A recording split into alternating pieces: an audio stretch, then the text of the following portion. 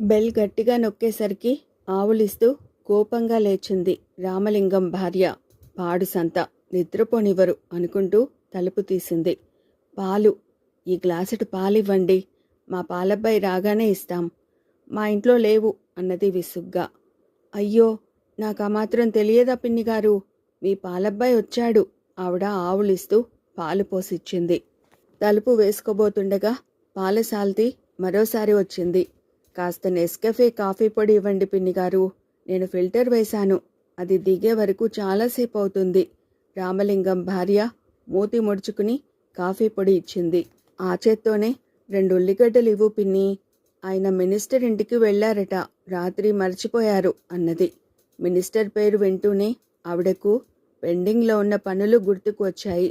తీసుకెళ్ళు, నిన్ననే 2 కేజీలు కొన్నాను అంటూ 5-6 పాయలు తీసి ఇచ్చింది. కాసిని జీడిపప్పులున్నాయా పిన్నిగారు, ఇచ్చింది. తలుపు వేసుకుని వెనుదిరుగుతుండగా మళ్ళీ పిలిచింది పాలసాల్తి. ఏమిటండి, ఈసారి కాస్త విసుగ్గా అడిగింది. ఏమిటంటే, మరి మీ పేపర్ తీసుకువెళ్తున్నాను అన్నది. ఇంకా మా వారు చూడాలండి అన్నది మొహమాటంగా. మీ వారు వార్తాపత్రిక మొత్తం చదవాలి, మా వారు రేసు ఫలితాలు విఐపి మూమెంట్సే చూస్తారు పిన్ని అన్నది. రామలింగం భార్య పేపర్ ఇచ్చింది. అలాగే మీ చింతకాయ పచ్చడి ఉంటే కాస్త ఇవ్వండి పిన్నిగారు, మినిస్టర్ గారికి చాలా బాగా నచ్చిందట అంది. మినిస్టర్ పేరు వింటూనే ఉప్పొంగిపోయింది. ఆవిడ చింతకాయ, టొమాటో, ఉసిరికాయ, దబ్బకాయ, అల్లం పచ్చళ్ళు పెట్టి ఇచ్చింది. పచ్చళ్ళకి నా చేయి పెట్టింది పేరు తల్లి, మా ఊరు వెడితే మా అక్క, చెల్లి, వదిన అందరూ నా చేత పచ్చడి పెట్టించుకుని కానీ పంపరు అన్నది సగర్వంగా. ఓ పచ్చడి, 10 నిమిషాలైంది, కాఫీ అంటూ అరుస్తూ పిలిచాడు రామలింగం. ఆవిడ వెళ్ళి అన్న మాటలు కళావతి చెవుల్లో పడ్డాయి. రామలింగం వచ్చిందెవరని అడిగాడు కాబోలు. మీ సోగ్గాడి భార్య, అర్థం కాలేదా, 1,00,000 రూపాయల కట్నం తెచ్చిన ఇల్లాలు అన్నది. వెనక్కు తిరిగి ఆ పచ్చళ్ళు ఆమె ముఖాన కొడదామనుకుంది. కానీ భర్త చెప్పిన మాటలు గుర్తుకు వచ్చాయి. అనవసరంగా అభిమాన పడకూడదని ఇంటికి వచ్చింది. రమాపతి కాఫీ కోసం చూస్తున్నాడు. ఆవిడ నైజం కనిపెట్టావా కళ, నాకేం అంతు పట్టలేదండి, కానీ మంత్రిగారి పేరు వింటూనే తగ్గిపోయింది అన్నది కాఫీ కలిపి ఇస్తూ. అయితే ఈ పూట ఎవరో ఒక మినిస్టర్ను పట్టుకుని భోజనానికి పిలుస్తాను అన్నట్టు కళ, 500 రూపాయలుంటే 5,000 సంపాదించవచ్చు అన్నాడు. మీకు తెలియని 500 నా దగ్గర ఎక్కడివండి అన్నది దిగులుగా. చచా, నీ దగ్గర ఉన్నాయని కాదు, మీ నాన్నకు వ్రాసి లేదా పిన్నిగారిని అడిగి తెస్తావని అన్నాడు. ఆమె కాఫీ కలిపి ఇచ్చింది. మాట్లాడవేం కళ, నేనేది చేసినా మీ క్షేమం కోసమని నమ్మవా అన్నాడు జాలిగా. నిజమేనండి, ఎన్నని అడగను, ఇప్పటికే అడగని వస్తువులు లేవు. ఆవిడ వెట్టకారంగా 1,00,000 కట్నం తెచ్చిన ఇల్లాలు అంటుంది. కళావతి గొంతు పూడుకుపోయింది. ఆ, అంత మాట అన్నదా, అన్నది కదూ, నాకు పౌరుషం వచ్చిన నాడు నల్లిని నలిపినట్టు నలుపుతాను అన్నాడు. నాన్నగారు మొన్న డబ్బులిచ్చినప్పుడు ఎన్ని మాటలు అన్నారని కన్న తండ్రే అయినా జవాబు ఇవ్వలేకపోయాను అన్నది కన్నీరు ఒత్తుకుని. అతను లేచి వచ్చి భార్యను దగ్గరకు తీసుకున్నాడు.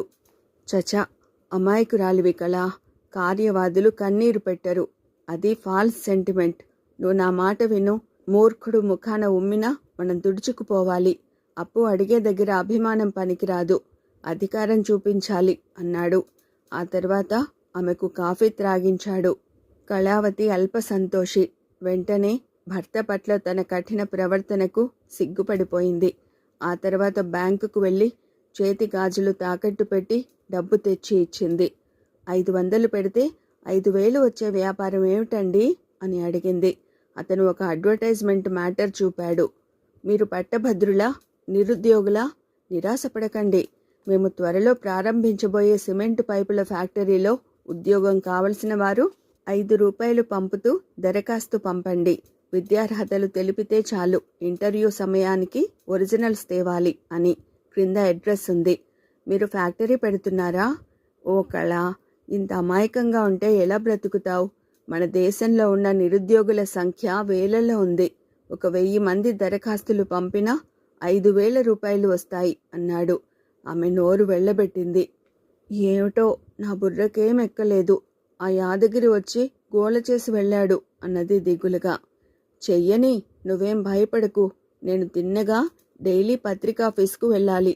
ఒక ఆటో రిక్షా తెచ్చిపెట్టు అన్నాడు. గబగబా తయారైంది కళావతి. ఆమె ఆటో రిక్షా తెచ్చే లోపల అతను తయారయ్యాడు. ఆ రోజు మధ్యాహ్నం పోస్టులో రామచంద్ర గృహప్రవేశం అంటూ ఆహ్వాన పత్రిక వచ్చింది. చిన్న చీటీ కూడా ఉంది. చెల్లాయి కళకి, మీరు నాకు హాని చేశారని అందరూ అంటున్నారు. జరిగిన దాంట్లో శ్రీలక్ష్మి పొరపాటు ఉంది. అందుకని నిన్ను నిందించను. మన కుటుంబంలో మిగిలింది ఇద్దరం. నువ్వు వస్తే చాలా సంతోషిస్తాను. క్లుప్తంగా రాశాడు. అది చూసి నిట్టూర్చింది. భర్తను రమ్మనందే తను మాత్రం వెళ్తుందా? మధ్యాహ్నం వచ్చిన రమాపతికి విషయం చెప్పింది. వెళ్ళిరా వెళ్ళిరా, మనకు ప్రతి మనిషితోనూ పని ఉంటుంది అన్నాడు, ఏమాత్రం వ్యతిరేకం చూపకుండా. వద్దులేండి, స్వయంగా వచ్చి పిలిచాడా? మిమ్మల్ని రమ్మని ఆహ్వానించాడా అన్నది. ఆమె బాధ అది కాదు. చేతులకు గాజులు లేకుండా తను వెళ్ళలేదు. పర్వాలేదు, అలాగే ఇంట్లోకి కావలసిన సరుకులు ఏర్పాటు చేసుకో అన్నాడు. ఆ మర్నాడే మినిస్టర్ గారికి భోజనం. రామలింగానికి పర్మిట్ కావాలి కాబట్టి కోళ్ళు, స్వీట్స్ అతను తెచ్చాడు. ఎదురింట్లో పంజాబీ వాళ్లకు హుడాలో ఉన్న ఫ్లాట్ శాంక్షన్ కావాలి కాబట్టి డైనింగ్ టేబుల్, కార్పెట్టు, క్రోకరీ వాళ్ళు తెచ్చారు. పంజాబీలు ప్రాక్టికల్ పీపుల్. వాడు తెలివిగా అన్నీ తిరిగి తీసుకునేవి ఇచ్చాడు. చూడుకలా, వాడికి క్రోకరీ తిరిగి ఇవ్వకు అన్నాడు అతను నవ్వుతూ. అలాగేనండి, మసాలాలు కావాలి. దానికెవరిని అడగాలో తెలియడం లేదు. కళ, నీ బుర్ర ట్యూబ్ లైట్. చిన్నమ్మ ఇప్పుడు మంచి స్థితిలో ఉంది, ఆమెను పట్టుకో అన్నాడు. నేను మరిచిపోయాను అన్నది. చిన్నమ్మకు చిరుతిళ్ళంటే చాలా ఇష్టం. కళావతి బండి మీద వడలు, మిరపకాయ బజ్జీలు కొని రిక్షా ఎక్కింది. చిన్నమ్మ వంట చేస్తున్న ఇంటికి వెళ్ళింది. నేను ముందు వీళ్ళింట్లోనే పనిచేశానమ్మా. నేనంటే అమ్మ పడిచేస్తుంది. రామ్మ కళమ్మ నా కూతురు లాంటిది. చిన్నమ్మ ఇంటి వాళ్ల ముందు గొప్పగా చెప్పింది. అవునండి, నాకు వంట మనిషిలా అనిపించలేదు.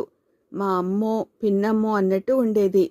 ఎవరైనా ఎక్కువ జీతం ఇస్తుంటే నేను ఉంచుకోవడం నాకు నచ్చలేదు. ఇదిగో పిన్ని, నీకు వడలు, మిరపకాయ బజ్జీలు తెచ్చాను అని పొట్లం అందించింది. నీ అమ్మ కడుపు కాల, నీకివో లెక్క. నా కొంపలో 1/2 కిలో పిండి బజ్జీలు వేస్తే 1/2 కిలో నువ్వే మెక్కేదానివి అనుకుంది కళావతి. నీ ప్రేమ మండిపోను. తర్వాత కొరుకుడు పడవని చేస్తూ చేస్తూ 2 తింటే ఏడ్పు ముఖం పెట్టేదానివి. ఇప్పుడేమో ప్రేమ ఒలికిస్తుంది. ప్రేమ అని మనసులో తిట్టుకుంది చిన్నమ్మ. నా తల్లే, నీకెంత జ్ఞాపకం అంది పైకి. ఇద్దరి ప్రేమలో ఇంటావిడకు కాఫీ, టిఫిన్లు వదిలాయి. వస్తాను చిన్నమ్మ, లేచింది కళావతి. రిక్షా వరకు వస్తానమ్మా. లావెక్కిన శరీరాన్ని ఈడుస్తూ వచ్చింది చిన్నమ్మ. బయటికి రాగానే అడిగింది, ఏమిటి పనిగట్టుకుని వచ్చారు? 50 రూపాయలు కావాలా అన్నది కిళ్ళి బుగ్గన దట్టిస్తూ. 50, 60 కాదే చిన్నమ్మ. ఈసారి మీ అయ్యగారు ఖాయంగా సినిమా తీస్తారట. దానికి మినిస్టర్ గారు కూడా భాగస్వాములుగా ఉంటారట. ఆయన రేపు భోజనానికి వస్తున్నారు. అన్నీ కొన్నాను. మసాలాలు. కళావతి మాట పూర్తి కాకముందే చిన్నమ్మ పకపక నవ్వింది. కొత్త వాళ్లకు చెప్పమ్మా ఈ సినిమా కథలు. 5 ఏండ్ల నుండి అయ్య సినిమా తీస్తున్నాడు, నేను వేషం వేస్తున్నాను, మీరు చూస్తున్నారు. ఎవరెరగని భాగోతం అన్నది కిళ్ళి నీళ్లు తుపుక్కున ఉమ్మేస్తూ. నిజమే, నీ తోడు అన్నది కళ. ఇదిగో కళమ్మ, మహాభారతం కథ ఎందుకు చెప్పారో తెలుసా? ధర్మరాజు అంత మంచివాడైనా జూదమనే వ్యసనంతో కురుక్షేత్ర యుద్ధం చేయించాడని. ఆకులాడి రేసులాడి బాగుపడ్డవారెవరూ లేరు అన్నది మరోసారి ఉమ్మేస్తూ. ఆయన కార్డ్స్ ఆడనే ఆడరు. రేసులకు ఆ వెధవ సచ్చినోళ్ళు ఫ్రెండ్స్ లాక్కుపోతారు అన్నది. ఇదిగో కళమ్మ, నేను చూడలేదా? 4 రూపాయలు గెలిచిన రోజున నీ ముఖం కలకల్లాడేది. ఓడిపోయిన రోజున ముఖం మార్చుకు కూర్చోలేదా అన్నది. నీ సంగతి తెలుసులే అన్నట్టు. పాడు, నీకు చెప్పినా అర్థమై చావదు. ఆయనకు ఆట అంటే బొత్తిగా గిట్టదు. అయ్యో, గోళ్లు గిల్లుతూ ఏం కూర్చుంటారు? నలుగురిని కేకేసి ఆడుకోమని నేనే చెప్పాను అన్నది. సరేలే, నీ మగడిని నువ్వు మంచోడంటే కాదని ఎందుకనాలి? ఏదో చిన్నదో పెద్దదో ఉద్యోగమో వ్యాపారమో చెయ్యాలమ్మా అన్నది హితవు చెప్తూ. సరేలే, ఆ మసాలాలు చూడు అన్నది మాట మరిపిస్తూ. ఈసారికి ఎట్లనో తంటాలు పడతాన్లే. ఎంతైనా నీ హృదయం మంచిదే అన్నది మెచ్చుకోలుగా. నీకు మసాలాలు డబ్బు ఇచ్చినందుకా? ఇవిగో కళమ్మ, విజయదశమి వచ్చేసరికి నా డబ్బు నాకివ్వాలి అన్నది హెచ్చరికగా. ఈసారి నాన్నగారి పంట బాగుందట, రాగానే అప్పులన్నీ తీర్చేస్తాను హామీ ఇచ్చి బయటపడింది. 1,00,000 రూపాయల కట్నం తెచ్చుకుని నీలాంటి దాని కాళ్లకు మొక్కాల్సిన దుస్థితి పట్టింది అనుకుంది మనసులో. కళావతి ఉత్తమ ఇల్లాలుగా తన బాధ్యత నెరవేర్చింది. మంత్రిగారికి ఘనంగా విందు ఏర్పాటు చేసింది. రమాపతి అంచున్న పట్టు ధోవతి కట్టుకుని, లాల్చీ వేసుకుని, సన్నటి బంగారు గొలుసు వేసుకున్నాడు. మంత్రిగారి కళ్ళు చెదిరిపోయాయి అతన్ని చూస్తే. మీరు గొప్ప జమీందారులు, ఈసారి ఎన్నికల్లో నిలబడకూడదు అన్నారాయన తన ఖద్దరు బట్టల వంక చూసుకుంటూ. మా ఊళ్ళోనూ కావలసినంత పరపతి ఉంది, కానీ ఇప్పుడే నా వెంట ఇలా పడతారు జనం. మంత్రినైతే చాలా కష్టం అన్నాడు హుందాగా. ఏదైనా వ్యాపారం మొదలు పెట్టకపోయారా? మంత్రిగారు బయటి విందుల్లో బీరు తాగకూడదు కాబట్టి జ్యూస్ సిప్ చేస్తూ అడిగాడు. ఏమిటోనండి ఈ జమీందారీ బ్రతుకులు, చిన్నప్పుడు దర్జాగా పెంచారు, అదే అలవాటైంది. ఎవరినైనా అడుగుదామంటే నోరు రాదు అన్నాడు. నిజమే, వ్యాపారం అంటే వెట్టి చాకిరీ లాంటిది, రాత్రింబవళ్ళు చాకిరీ తప్పదు అన్నారాయన. ఇదిగో రామలింగం గారు, అతని కేక వేశాడు రమాపతి. అతనొచ్చి నమస్కరించాడు. ఇతను మా దగ్గర గుమాస్తాగా చేశాడు, మన మీద ఆధారపడ్డవాడు. అతనేదో పర్మిట్ అడుగుతున్నాడు, ఇవ్వండి అన్నాడు. అంతకంటేనా? మీరు చెప్పాక కాదంటానా? మినిస్టర్ గారు హామీ ఇచ్చారు. భోజనాలకు మంత్రిగారి ఆంతరంగికులు, మంత్రిగారు, తను తప్ప మరెవర్ని పిలవలేదు. ఏమండి మాట? కళావతి భర్తను లోపలికి పిలిచింది. ఏమిటి డార్లింగ్? ఆ డార్లింగ్ అనే మాట కావాలనే పెద్దగా అరిచాడు. రామలింగం గారిని కూడా భోజనానికి పిలిస్తే బావుండేది అన్నది కళావతి. ఉష్, నోర్ముయ్, హోదా పెంచుకోవాలంటే ఇలాంటి వారందరినీ దూరంగా ఉంచాలి అన్నాడు రమాపతి. వాళ్లంతా బయట పడిగాపులు కాస్తూ ఏదో తమ పనైతే చాలు అనుకున్నారు. మంత్రిగారి మాటల్లో అతనికి ఆడవారంటే ప్రీతి అని అర్థమైంది. అతనికి శోభ అందచందాల గురించి ఊరించి చెప్పాడు రమాపతి. అయితే చూడవలసిందే అన్నాడాయన. ఏనుగు ఎక్కినంత సంతోషం కలిగింది రమాపతికి. అతను అరేంజ్ చేసిన లైట్లు, ఏర్పాట్లు చూసి మంత్రిగారు మురిసిపోయారు. ఇదిగో రమాపతి, మనకు రకరకాల సమస్యలు ఉంటాయి, నువ్వు చూస్తుండు. మడికట్టుకుని మనం ప్రజాసేవ అంటూ పాకులాడితే సన్మానించేదెవరు అన్నాడు. దాని అర్థం తెలియని మూర్ఖుడు కాదు రమాపతి. అదంతా తలకాయ నొప్పి సార్. అయినా మీలాంటి పెద్దల సేవ చేయడం నా ధర్మం, అదృష్టంగా భావిస్తున్నాను అన్నాడు సాగనంపుతూ. అతను వెళ్ళిపోగానే రామలింగం తదితరుల్ని పిలిచాడు. చూడండి, ప్రతిదానికి డబ్బుతో అవసరం. మీరు తలా 2,000 ఇవ్వకపోతే పని జరగదు అన్నాడు. రామలింగానికి మండుతోంది. తనను గుమాస్తాగా పరిచయం చేసినందుకు భోజనాలకు కూడా పిలవలేదు.